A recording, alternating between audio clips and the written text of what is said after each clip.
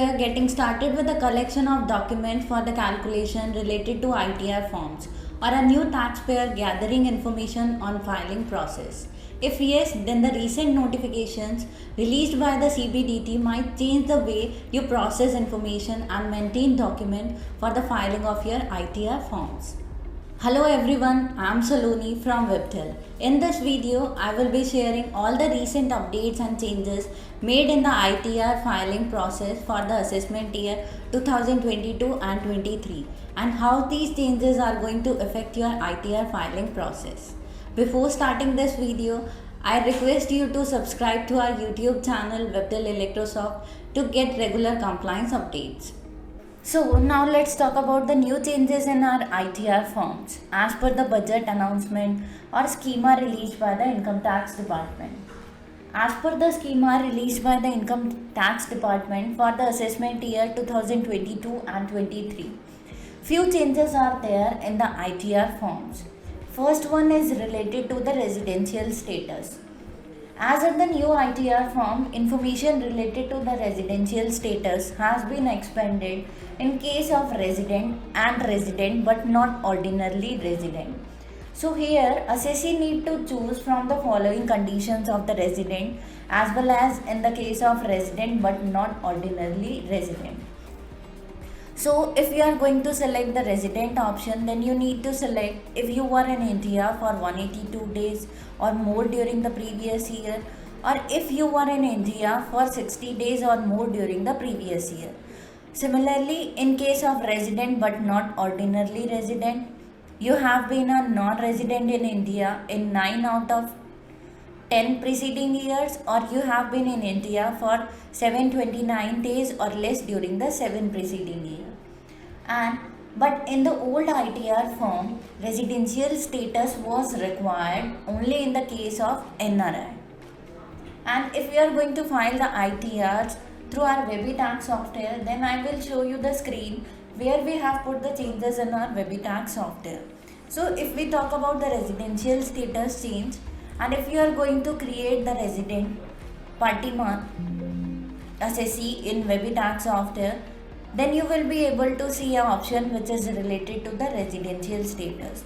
And if you are going to click on this button, you will be able to see the conditions which are required in case of a resident as well as in case of resident but not ordinarily resident.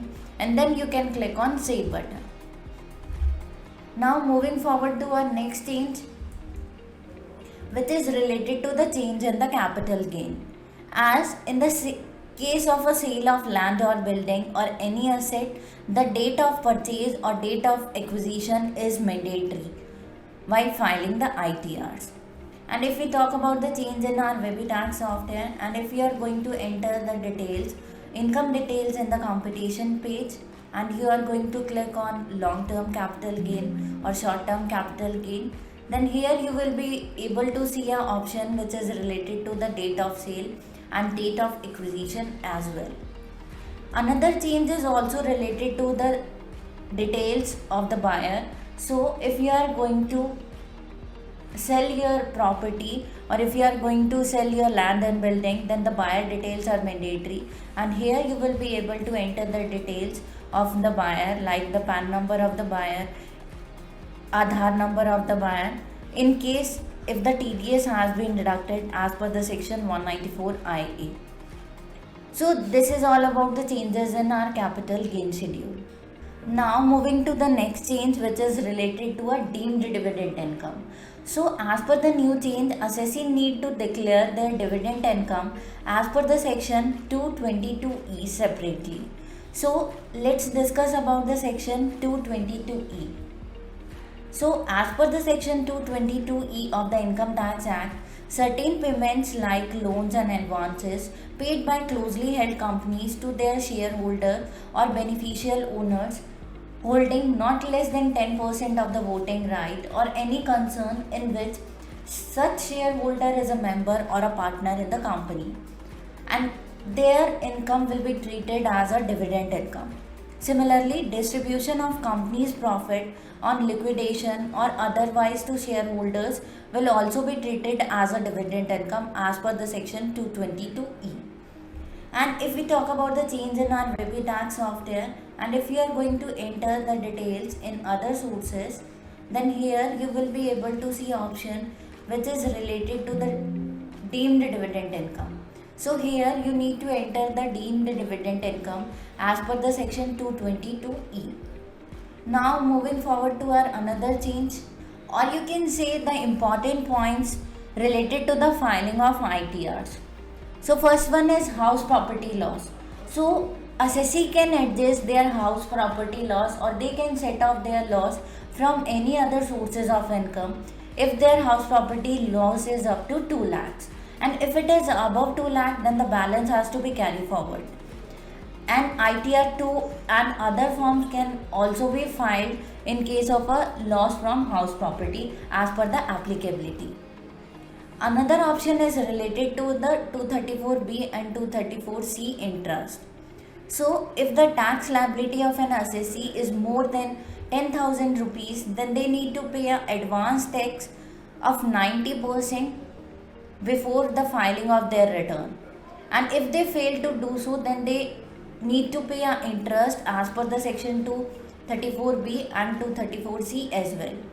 And if we talk about the change in WebTax software, or if we talk about the calculation of 234B and 234C interest, then software is going to calculate the data or interest penalty automatically as per the data entered by the assessee in WebTax. So here you will be able to see an option which is related to a 234B and 234C. So here you can check how your tax or interest penalty has been calculated. Now moving forward to our another important point, which is related to the 7th proviso of the section 139(1).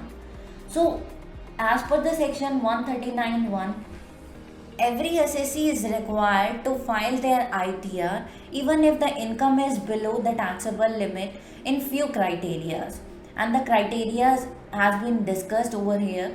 First one is deposit in one or more current account.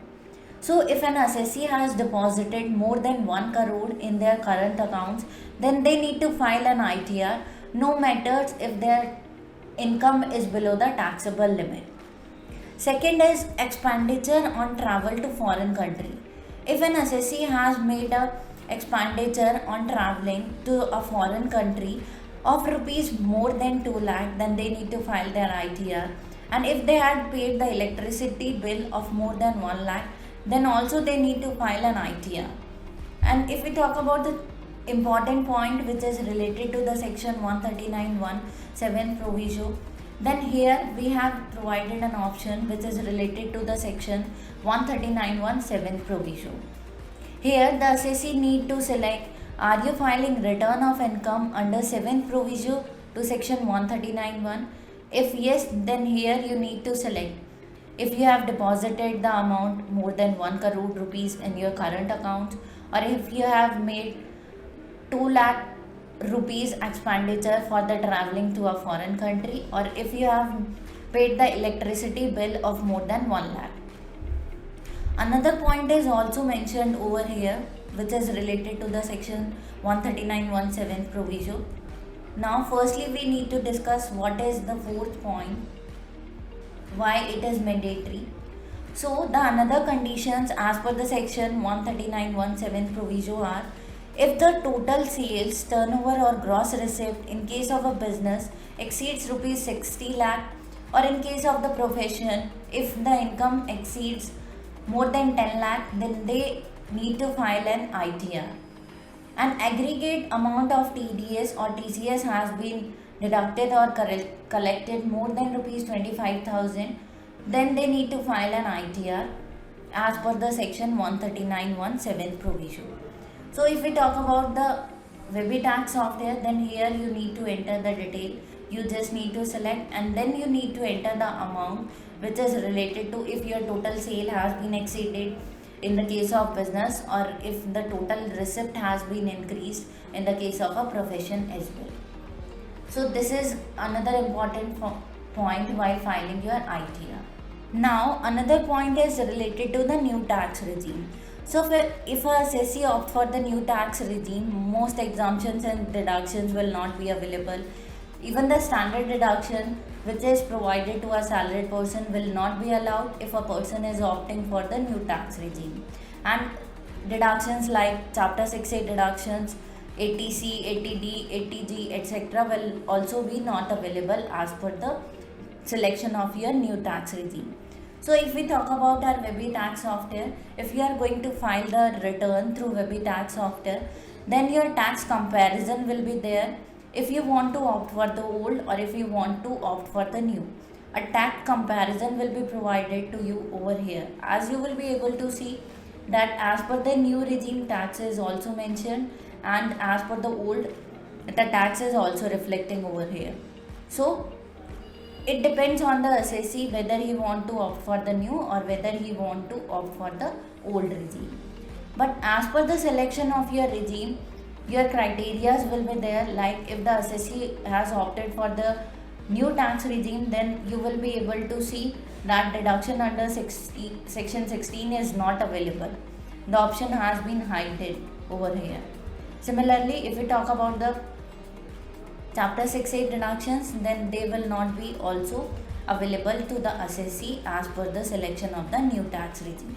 Another important point is related to the filing of ITR, which is related to a fee under section 234F, or you can say a late fee which is required to be paid by an assessee if they fail to file their ITR on the due date. So if you don't want to pay the late fee as per the section 234F, so try to file your ITRs on time. And this is all about the changes in ITR forms or important points. I hope you will be able to understand the changes in ITR forms through this video. I hope by now you must be clear about all the recent changes in ITR filing process for the assessment year 2022 and 23. Every taxpayer planning to file ITR forms can take notes and incorporate these changes while filing their ITRs. Give a thumbs up and subscribe to our YouTube channel if you found this video helpful. Next Tuesday we will be coming up with another interesting video to make compliances better for you. Till then, stay safe and stay tuned with us for a better compliance journey.